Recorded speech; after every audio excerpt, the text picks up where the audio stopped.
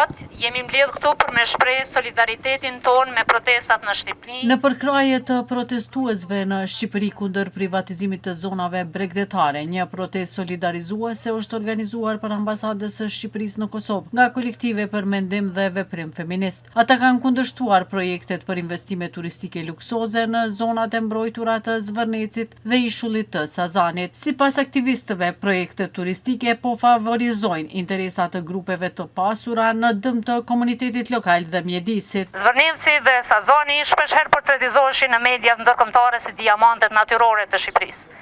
Edhe si të tilla nuk është e çuditshme për ne që nën këtë qeverisje grabiçare herë do kur apetitet e kapitalit global të përfaqësuar me kësaj radhe prej Jared Kushner dhe Ivanka Trump me zbarku në këto toka edhe me fillu shpërndësimin e tyne prej publikës në private. Ka pasur lavdata për protestat në Shqipëri që sipas tyre po sfidojnë modelin neoliberal të zhvillimit dhe mënyrën e qeverisjes së kryeministrit Edi Rama.